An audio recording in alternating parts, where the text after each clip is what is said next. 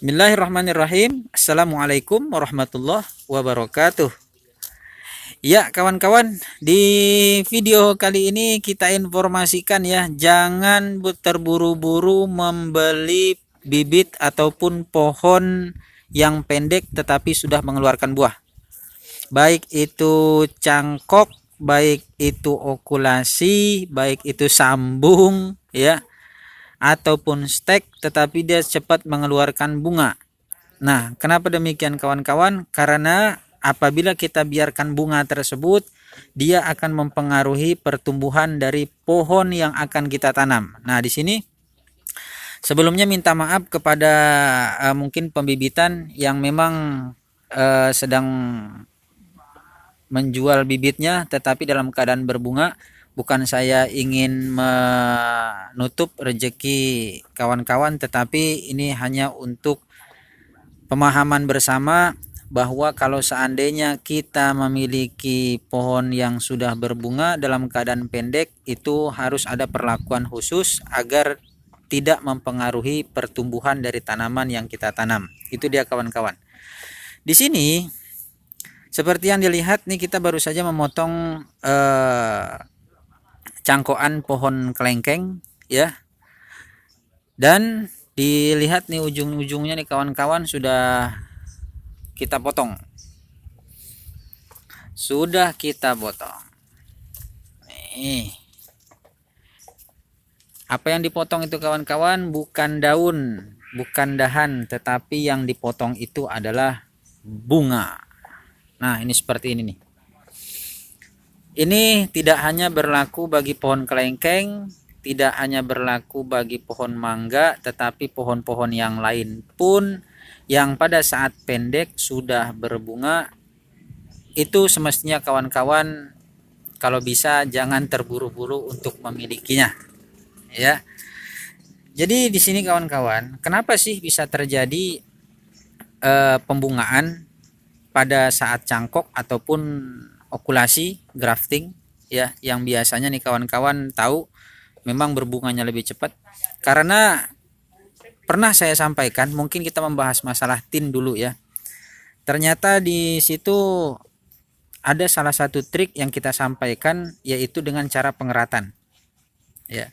Ketika dilakukan pengeratan, maka nutrisi tersebut akan terhenti di pengeratan tersebut sehingga nutrisi akan merangsang untuk pembungaan. Nah, di situ kan. Maka di saat kita mendapatkan pohon yang diokulasi seperti ini ataupun pohon sambung pucuk seperti ini kawan-kawan, kenapa dia bisa lebih cepat mengeluarkan bunga?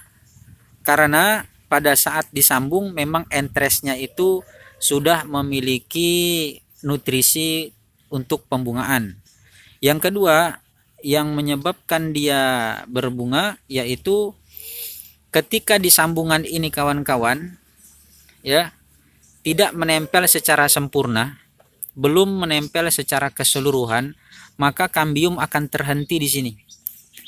Nutrisi dari kambium tersebut akan terhenti di sini sehingga pada saat nutrisi tertahan di bagian atasnya, bagian dahannya ataupun pucuk dari sambungannya, maka di situ akan segera mengeluarkan bunga. Nah, itu sebabnya ya. Cuman apakah bunganya itu akan menjadi buah? Jawabannya bisa dikatakan tidak, kecuali ada perlakuan yang khusus yang dilakukan oleh kawan-kawan ya.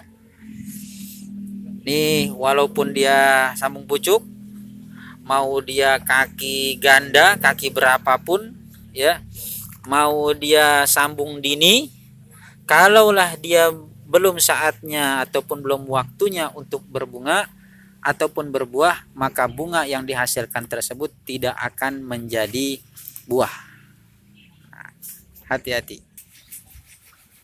Lalu apakah kesemua dari cangkokan ataupun sambung pucuk tersebut bisa menghasilkan buah? Sebenarnya sih bisa saja, tetapi kawan-kawan harus mengetahui ciri-cirinya agar jangan kecewa untuk mendapatkan bibit yang memang pada saat berbunga dia akan menjadi buah. Bagaimana ciri-cirinya kawan-kawan? Yaitu telah memiliki batang yang besar. Batang yang besar ini biasanya akan menghasilkan akar yang lebih besar dan kemudian akar yang lebih banyak. Tidak seperti pada okulasi yang didapatkan dari para penjual bibit. Itu kan masih kecil, kemudian masih muda, akarnya juga belum banyak, dan di situ dia tidak bisa menyuplai nutrisi untuk menutupi kebutuhan bunga. Yang kedua, perhatikan juga kawan-kawan, memang batang tersebut dalam keadaan sehat atau tidak. Ya, karena ketika batang tersebut tidak dalam keadaan sehat, maka bisa jadi tanaman itu sedang dalam keadaan stres, kemudian dia mengeluarkan bunga. Jadi dengan batang yang besar kemudian dan batang yang sehat, itu akan lebih dominan untuk menjadikan bunga, untuk menjadi buah, ya. Apalagi batang bawahnya itu sangat besar. Nah, seperti ini contohnya nih kawan-kawan, pohon yang udah besar. Nah, ini pohonnya ya. Kalau ini bukan pohon nih. Coba lihat siapa sini. Waduh, rupanya. Mau hujan-hujanan, Dul? Oh, ya udah, lanjut deh. Oke. Nah, seperti pohon yang besar seperti ini kawan-kawan nih. Ini dongkelan yang memang kita letakkan dalam pot, untuk ukurannya dapat dilihat sendiri, yang adul usianya udah kelas 1 ya. Nah, ini pohonnya besar, kita lakukan top working. Top working seperti ini kawan-kawan. Kita lakukan sambung sisip ya.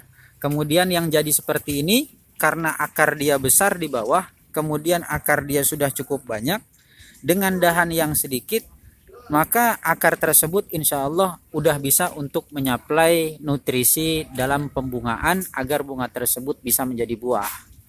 Nah, itu kawan-kawan, kuncinya sebenarnya di akarnya ya. Kalau masih kecil pohonnya, gimana dia bisa menyuplai nutrisinya?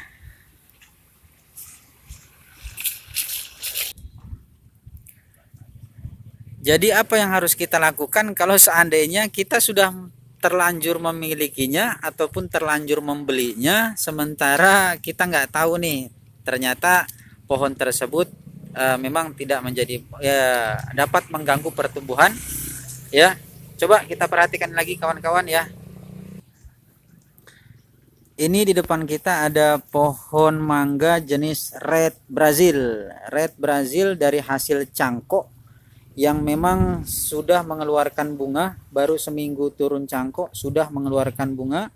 Tetapi dapat dilihat kawan-kawan, ini daunnya di awal sudah menguning untuk bagian awalnya. Kemudian yang kedua, dapat diperhatikan bagi cabang yang mengeluarkan bunga itu kebanyakan keriput seperti ini.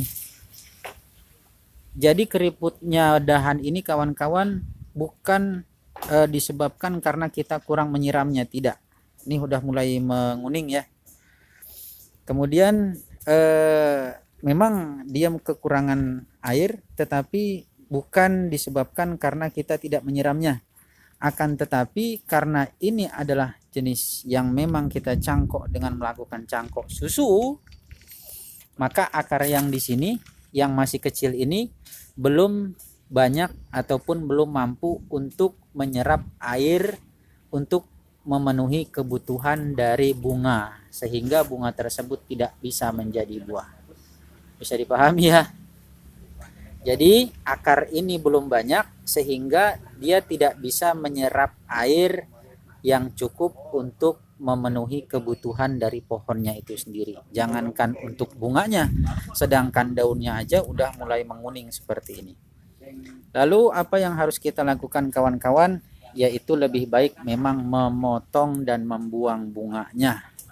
Ini jenis Red Brazil ya kawan-kawan. Jangan ragu, jangan takut untuk membuang bunganya seperti ini. Bismillahirrahmanirrahim. Karena ini demi kebutuhan atau demi pertumbuhan dari pohonnya. Bismillahirrahmanirrahim. Ya, potongnya seperti ini. Sama aja nih kawan-kawan seperti anak-anak. Apabila kita kawinkan cepat ya, maka produksinya tidak akan baik ataupun tidak akan bagus. Bisa jadi menghasilkan generasi yang cacat atau bahkan naudzubillah dia tidak bisa untuk mendapatkan generasinya. Bismillah. Jadi seperti itulah kurang lebihnya, ya. Seorang yang lagi hamil tetapi dia tidak bisa untuk memberikan nutrisi bagi bayinya. Kenapa begitu? Jangankan untuk bayinya, sedangkan untuk makanan dia sendiri aja pun nggak cukup. Maka pengorbanannya tersebut bukan hanya kepada bayi yang dikandungnya, tetapi bagi induknya itu sendiri. Nah, inilah kawan-kawan cara kita untuk memberitahukan nih kepada kawan-kawan semua, jangan tergiur dengan pohon yang pendek kemudian sudah mengeluarkan bunga. Kalau bisa di umur 1 tahun ataupun paling cepat 9 bulan baru kawan-kawan bisa untuk membiarkan pohon tersebut agar dia melakukan masa generatif ataupun dia bisa menjadikan bunganya tersebut untuk menjadi buah. Yang penting selamatkan induknya dulu, ya. Oke kawan-kawan, terima kasih yang sudah menonton. Mudah-mudahan ada manfaat dari video yang saya sampaikan ini dan berguna bagi kawan-kawan. Dan terima kasih. Assalamualaikum warahmatullahi wabarakatuh.